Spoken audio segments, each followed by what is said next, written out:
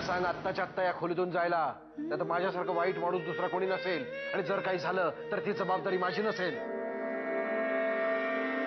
अहो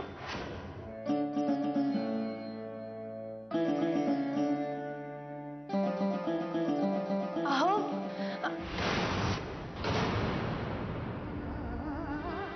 जानकी, का का वागतेस तू अशी? का? खूप राग येतो मला तुझा, राग येतो मला. बोलावं असं वाटतं, मी बोलतो, पण खरं सांगतो, मला खूप खूप आवडतेस तूच मला. वाकनेस आयुष्य दिनेश ऐन वेळेस आपलं स्टेटमेंट बदलणार नाही ना? मंजिरीच्या खुनाबद्दल त्यांनी जे सांगितलंय त्याच्यावर तो ठाम राहील. मला नाही वाटत तो त्याचं स्टेटमेंट फिरवेल, कारण पोलिसांकडे त्यांच्या विरुद्धचे सगळे पुरावे. महिमावती आणि दिनेशच्या फोनवरचं बोलण्याचं रेकॉर्ड सुद्धा त्यांच्याकडे. पण ती महिमावती सापडायला हवी. महिमावती बहुधा परदेशामध्ये पळून गेली आहे असा पोलिसांचा संशय आहे, कारण तिचे परदेशात सुद्धा भरपूर आश्रम आहेत. तिकडेच कुठेतरी लपून बसली असेल ती. आणि विक्रांत, त्याचं काय? दिनेश हे सगळं त्याच्याच सांगण्यावरनं करत होता, ही गोष्ट सिद्ध झाली पाहिजे. नीता मॅडम, विक्रांत महाडिक सापडणं तरी कठीण आहे, कारण तो सध्या लंडनमध्ये आहे. एकतर दिनेशला अटक झाल्यानंतर त्याने घुमजाव केले. त्याने सांगितलं की दिनेशचा आणि त्याचा काही संबंधच नाहीये. फार वर्षापूर्वीच त्याने त्याला कामावरनं काढून टाकले.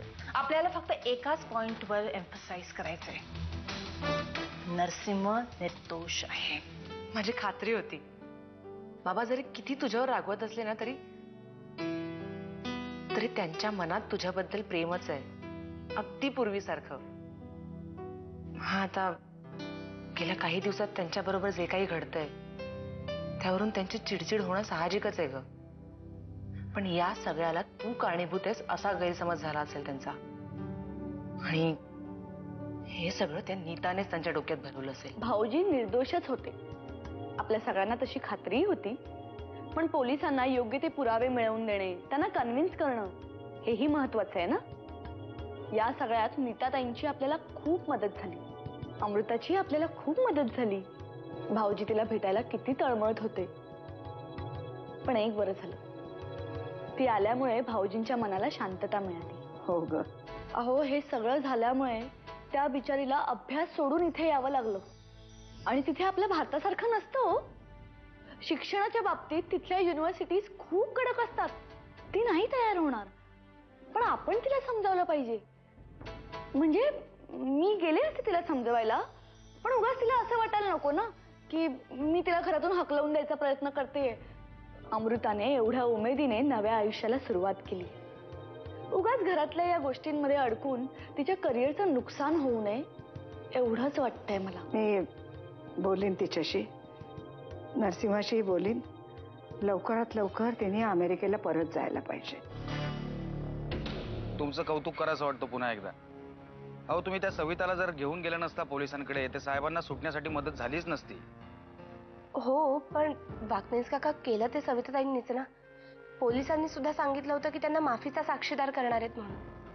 त्याच्याबद्दल पुढे काय झालं, त्यांना शिक्षा तर होणार नाही ना. बरोबर आहे, मला कळतंय तुम्ही काय म्हणताय ते. तुमची काळजी सुद्धा मला लक्षात येते. मी पाहतो, मी त्या पोलीस अधिकाऱ्यांशी बोलतो सुद्धा. माझ्या असं लक्षात आलंय अमृता की एकंदरच तुझ्या मनात माझ्यासाठी खूप राग आहे. पण मी तुला आधी सांगितलं होतं, पुन्हा एकदा सांगते, आमच्या दोघांचं नातं खूप जुनं आहे. तू अमेरिकेहून आज आलीयस, उद्या कदाचित परत जाशील. त्यामुळे तू या भानगडीत नाही पडलीस ना तरच बरं होईल. Exactly, you said it. ही भानगड आहे ना, म्हणूनच मला मध्ये पडायची गरज आहे. ही जर तुमची स्वच्छ निखळ मैत्री असते ना तर मी काहीच बोलले नसते अगं. इनफॅक्ट मीही तुला मैत्रीण म्हणून ऍक्सेप्ट केलं असतं. पण तू ज्या हेतूने या घरात आलीयस ना तो ऍक्सेप्ट करणार नाही, आणि यशस्वी तर त्याहूनही होऊ देणार नाही.